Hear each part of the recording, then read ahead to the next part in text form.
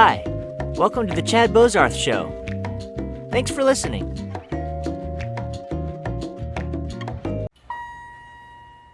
Albert, what's going on, man? What's up? Hey, you still have pretty much the best performing episode so far on this podcast project, at least on YouTube anyway. You were gracious to be my first person that let me interview them, and Wow. I know. Wow. Yeah, so you're the man. I know we talked about doing for sure kind of a 100th episode celebration, but we don't have to wait till then. So this is like episode probably 18, I think. Oh, perfect. Perfect. Yeah, no, let's not wait. Let's do it S- again one more time and then do it again at the 100th. Well, because you're such an encourager. You're kind of like I have like a little flame, and you're kind of like gasoline on me sometimes. So you're such an encourager. So as much as I can talk to you, I like to talk to you. Oh man, that encourages me. How's Really. BJJ going? How's Brazilian Jiu-Jitsu? It's going good. I mean, I'm training quite a bit, but this morning was not that good. Got smashed. But I mean, there's lows and highs in jujitsu, so you kind of have to roll with it. So today was Nice. a low. Today was definitely a low. Yeah.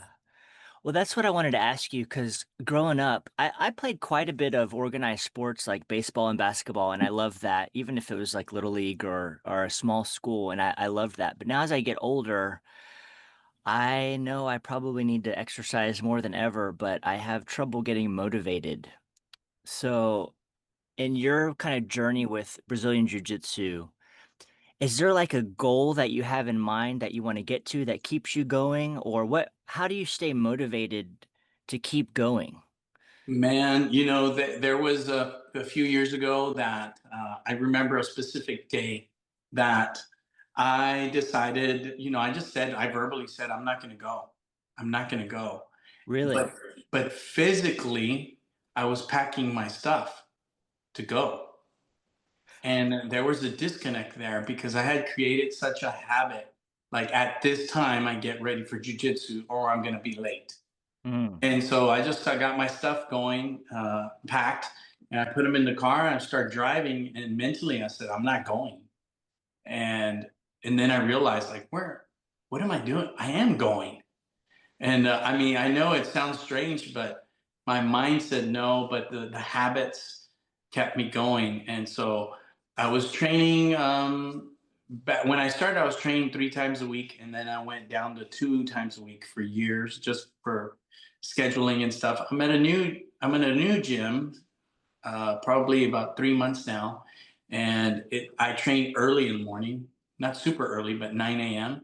And that's allowed me to train 4 or 5 times a week. And Mm. so today was one of those days where I didn't feel like going, but I still went because I'm expected to go. I expect myself to go, and it's on the schedule, so I have to show up. What that time when you almost kind of stopped or you thought about stopping, you didn't want to go. Was that just had it kind of slowly kind of started drifting that way, or was that just a random morning and it was like, oh, I'm done with this? How did So, you get to man, that point?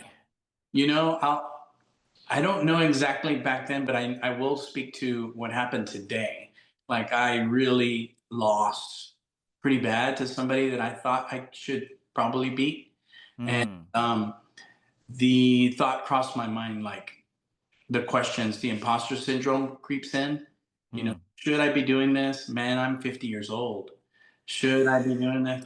Man, I've done it for 12 years. Should I keep doing this? Man, this guy's athletic. He's 34 years old. He's uh, just built crazy athletic. And it's just like, man, this guy mauled me. And I'm thinking, I have so much more experience than that guy, but he's got youth, speed, and strength, and that'll take you a long way. But what I've got is the mental fortitude to regroup and say, it's okay. It was one loss. I'm going to go again. Matter of fact, I had a second match with him and I did better. I didn't win the match, but I did better. I didn't get mauled. And so it's overcoming those mental hurdles where when you have a really bad day, you have to talk yourself out of it and just come back, center yourself and say, you know what, I'm not going to allow myself to speak negatively about myself, no matter what what the circumstances are. For instance, like you, no matter the views, I'm going to keep going. No matter the views, okay, maybe it dropped this week. It doesn't matter. Next week's going to be higher. And what you do when you build that, what I call social proof, is that once you're 100 episodes in, man, those voices start quieting down and you overcome them faster. And it's the same thing in jiu-jitsu. Like I overcome those voices faster. That was a 2-minute conversation with myself. Am I not cut out for this? Should I just quit? And then you get over it right away and you say, no, I'll be back tomorrow. You know, those mental games are so real because it's like I remember early on acting and you're trying to get going and you're trying to build your resume and then you're at a party or something and somebody asks you what you do and they're like other actors understand but like there's this nervous thing because you want to say that you're an actor but 100% the next question after you say that is, "Oh, what have you been in?" Right. And then it's going to be like, "Well, probably you haven't seen me," or something like that. So in your life, kind of in your spheres of what you do, for example, real estate. When you were just getting started in real estate, I know we talked about it last time, but was there a moment where you decided, yes, I'm gonna tell people I'm a realtor? Like maybe you hadn't sold any house yet, or maybe you had sold one. Like when did you feel comfortable in your mind to start introducing yourself as, "Hey, I'm a realtor"? Yeah, that is interesting. That's a really good question. I am an anomaly in that area as far as in real estate, because I had my first deal the first day that I Mm, became a that's right. realtor, and I had my second deal 6 days in, 7 days in. And matter of fact, I'm 12 years in now. Yeah, 12 years in, and I am set. I am helping. I'm under contract with a client, a buyer that is the daughter of my second client. Wow. So on day 6, that lady that sold her house, I did like 5 transactions for her throughout the years. 3 transactions for her and 2 referrals. And this is the next referral. And it's her daughter. She was like 16, 17, and now she's, 12 years older. It's wild. And so I never went through that where I didn't. I had a naive um, quality at that time where I thought I was 100% like focused and confident that that's what I was meant to do is, Mm. is real estate for that portion of time for now, 12 years now. I'd like to eventually transfer out of it and get more into the arts. As you know, I'm, you know, creative in the creative process right now, writing my script and stuff, but it's, uh, you come to the same thing. What do you tell them when they ask? If I say I'm a screenwriter, well, what have you written? It's like, oof, that's a tough one. But it's how you market it. You know, what are you? An actor? I'm an aspiring actor is different. It tells the whole story. If you say I'm an aspiring actor, it tells a different story than to say I'm an actor. It almost sounds fraudulent. Right. But if you say you're an aspiring actor or you're an aspiring realtor, nobody's really going to want to work with you. No, if you exactly. So it's a marketing thing. How can you market yourself? Um, are you the top? It's for instance, one month I had, I think it was a quarter. I was not. I was second place in my office, and one person sold more than me, and so I was second place. No accolades, no confetti, no gifts, no nothing. Not even a picture of yourself. Hey, second place, nothing. But I decided, hey, you know what? Nobody knows I'm second place, and so I didn't say I was first place. I just talked about how many homes I had sold that month. And it was a record. It was actually a record for me, and so Mm. it wasn't a record for the office, but it was a record for me. So I was like, hey, this is the most houses that I've ever sold in a quarter. and hooray. And man, I got so many comments and likes and DMs from that. Hey, my sister's selling their house. Hey, can you help them? And so business came from that post. But if I would have just laid back and said, well, I'm second rate, I'm second, an aspiring realtor, that wouldn't have done anything for me. So it's the way you market yourself, you know? Hmm. So I'm a How do you? screenwriter. I tell people I'm a screenwriter also. I'm not, I guess I can say I'm an aspiring filmmaker, and it's true. I don't really, maybe I should change that, um, speech. Yeah. No, that is kind of difficult though, because you never want to lie, but you want to be confident, and it's kind of how do you think you were able to flip that switch in your mind just these different times? Toward you, like you have flipped the switch in your mind towards confidence rather than, shrieking back and like you said, just, oh, I'm second or whatever. Like how have you been able to do that? Well, I tell my kids all the time when they badmouth themselves, Mm. and they say, "Oh, I'm so dumb. I'm so not good at this." I tell them, "Hey guys, there's plenty of people that will badmouth you. You don't have to badmouth yourself." And so that's kind of the struggle, internal struggle with me as well, is that sometimes I want to badmouth myself, and I want to say how poor I am, how bad I am, at a certain skill or whatever. And you just have to stand back and say, you know what? There's plenty of people that will speak negatively about me. I don't have to join them in that conversation. Hmm. So you're working on a project, you're screenwriting. What does that look like? What are you working on? Just technically, are you just opening up a Word doc, or are you using like uh what's that Final final draft. is it Final Draft? Yeah, final Yeah. draft. Are you Yeah, using I use Final final Draft draft. or what? Yeah, I use Final Draft. It's got amazing. I use the iPad version, which isn't as expensive as the desktop.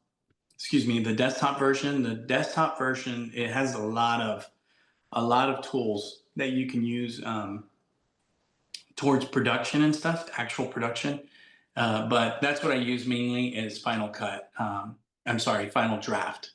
Final Draft is they allow you to make notes, come back, make changes, revisions, and all that. Matter of fact, I have it right here sitting in front of me. Coincidentally, Oh, nice. that's it right there. Right now, it's about 107 pages. 107 pages. Wow. So that's about 107 minutes. Every Hmm. minute is about a page on paper. That's right. Yeah.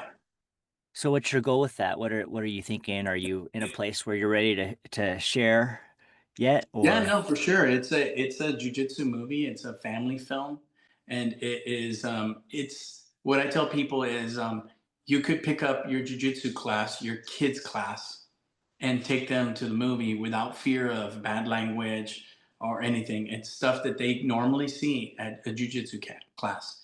It's a family film.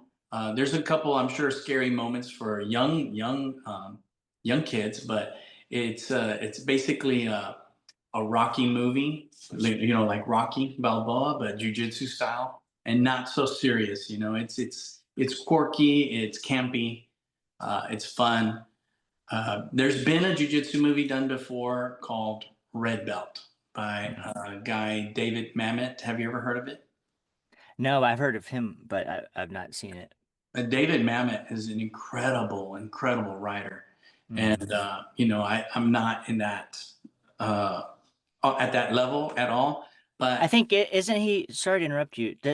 Have you ever seen those masterclass yes, thing? I've done a couple of the acting ones, and they're amazing. I yes, think he has a masterclass he on there. does. He does. Yeah. That's him. That's him.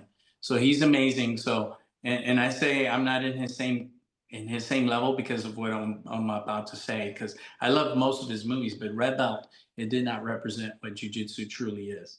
It Hmm. made it mystical. It made it kind of almost spiritual, Hmm. and I don't think jujitsu is that. It's fun. It's brutal. It's got its brutal moments, but it's fun. It's family oriented and it's laid back. Most of the people are laid back. They're not trying to murder you. And so it's there's some people that try to murder you, but you know, it's for I think it fits perfectly into that genre of family film. So that's why I wrote it. There's nothing out there except for a red belt that is about jujitsu. At least I haven't heard of it or seen it. Hmm. So what's the next step? You've got a good body of work already. What are you thinking is the next step that you're gonna try to accomplish? So Chad, like you're a creative person, so you know that it's not in the writing, it's in the rewriting. And so right now I'm in my 15th revision of this. Whoa. Yeah. Wow. And when I So look let me back, ask you this. So yeah. how that's amazing, and you're totally right. But like for me, it would be hard to rewrite something 15 times because I don't I'm kind of like, what's the next thing that I can work on? That is, it's hard for me to stay focused on one thing for that long, just being honest with you. How have you been able to keep that focus to keep refining this and not just be like, all right, this is it. Like how that's interesting to me. Yeah, so you're not rewriting the entire thing, like Right. starting from scratch, but there's scenes that the writing process for me is I took some advice that I saw online. Just put it down on paper. Just put it down on paper. And sometimes there's transitions in there that you don't even know what they mean later on when you read them. I mean, you're like, who wrote this junk, you know? Because you go back and say, he went to the library. He went to the library, and you're like, why did I have my character go to the library? That's ridiculous. Like it doesn't fit anything. Why did I write that? And the reason you wrote that is to just transition to the next part. And so that I think a lot of people get caught up in that first draft in two ways. One, they go back and say, this is amazing. I'm gonna shoot this movie straight out of the can. I mean, this is amazing. And then the other camp is like, this is horrible. I should be shot. I should be shot. Unfortunately, most of the people make their movie on that first draft and they're like, I am so talented. I'm a gift to this world. And they make the movie off that first script, you know? And you're laughing like you have some personal investment there. But yeah, so Let's just say I think I'm way funnier than other people think I am, I think. man, yeah, no, exactly. Sometimes you come back, but it's in the reading again, you know? You read it again and you say, you know, that doesn't work. It's only funny to me, but when you have five other readers read through it and they're not laughing and they don't get it, and then you think, well, the actor will bring it forward and make it funny. It's like, no, you got a problem foundationally, you know? And so you have to come back and rewrite and rewrite. And you can't marry you asked me about the, constantly coming back to the script and messing with it. Sometimes you're throwing out big, giant chunks of it, Hmm. but you're making it better. And sometimes you have gold in there that you want to keep, and it's few and far between, you know. Hmm. So what's the next step? How will you know when it's done? How will you know when it's the final draft? Mm, that's a good question, man. I have a buddy that is probably on number 40th revision, and the way he thinks that he's done is by being able to read through the whole thing without pausing, without stumbling, and just Hmm. where it catches his attention. The Hmm. entire time it captivates him. And he's really good at dialogue. And so I read his scripts and I could read them all the way through. I don't have a problem with them. Uh, can we hit pause for a second? Oh, sure. Hold on. Sorry. Okay. Sorry. Technical difficulty. I had to get the kids to be quiet in the Oh, background. okay. Well, so that's what I wanted to ask you. I know, I, don't lose your train of thought, but I'm about to change really quick. How do you balance I'm always intrigued. I pretty much ask everybody this question because I'm so interested in it. How do you balance like work, the stuff that you do that actually brings in money with, your passions like jujitsu and screenwriting and those things and raising a family? How does that work exactly? Wow, you sound like my wife, except she has a more accusatory tone. Oh. How does that even work? No, Hey, I'm not no, gonna edit this. I'm not gonna edit that out. no, no, no. I was locker, what would you call locker neighbors with your wife in Yeah. senior year of high school? Wow, that's crazy. Yeah. You knew that. No, I kind of knew that. Yeah. Oh, But no, there is no balance. I mean, there is no balance. You work when you have to work. And I take the approach of Stephen King. Uh, Stephen King is a monster. I mean, he's a beast of a writer, producer. If you love him or hate him, he produces constantly, constantly, yeah. whether in book form or in movie form. The guy is just, you know, crazy good. Um, and he writes no matter what. He writes 4 hours a day. Wow. He sits down and writes 4 hours a day. And he talks about that too. He says, just write down. It's not going to be the best thing. When you write it down, it's not going to be the best. It's in the rewrites, but you have to sit down and write. And so I carve out 45 minutes a day. Hmm. Sometimes it's late at night, sometimes it's early in the morning. It depends. When you get that chance, you carve out 45 minutes and you write, you know?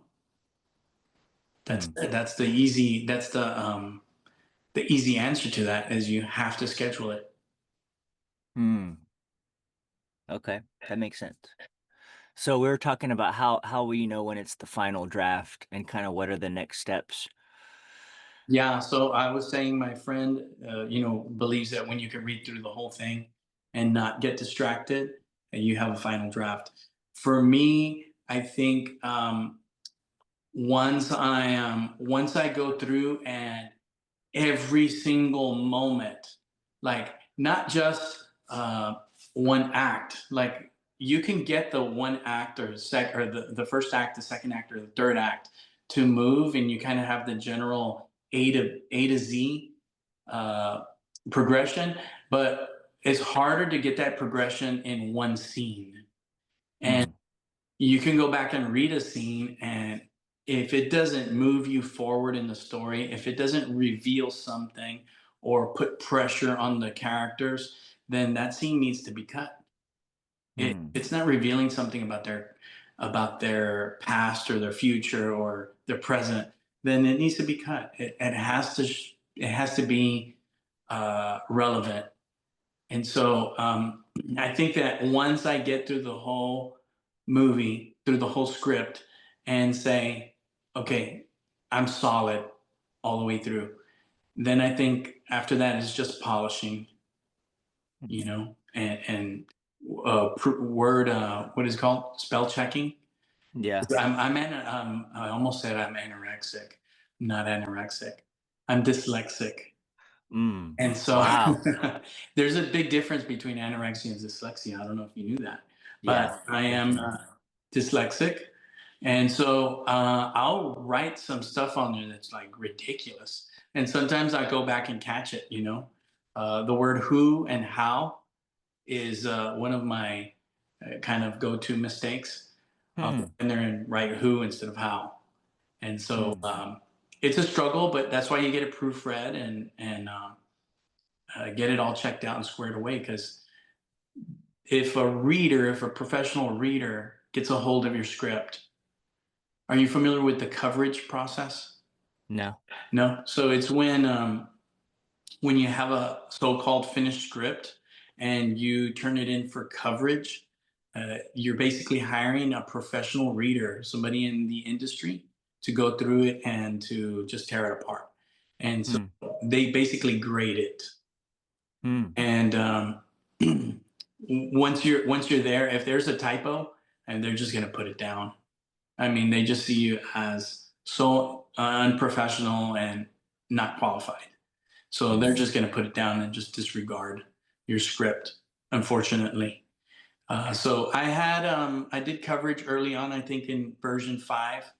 And at first you want to be hurt by the criticism, but and then you get through it. And you either take the criticism from the professional or you just keep believing that you're the best thing on earth, you know? Well, so how do you balance that out? Because we all hear these stories. Was it Adam Sandler who tells the story of, one of his teachers said, you don't have what it takes to be an actor or whatever, and look at him. Like everybody has these type of, not everybody, but a lot of uh very successful people have these stories of they're like the most successful in their industry, and they were told at some point, hey, you don't have what it takes. So how do you take the input of a quote unquote expert and be humble and accept it and be willing to make adjustments, but also, I mean, they could be wrong, right? Yeah, absolutely. They could be wrong. But there's a reason why you hired the expert. There's a reason why you hire a coach because a coach is outside of your situation. So if you hire a life coach, a jujitsu coach, uh, coverage, you're going in there, you have to become vulnerable because they are going to expose the holes in your game, the holes in your script, the holes in your personal training.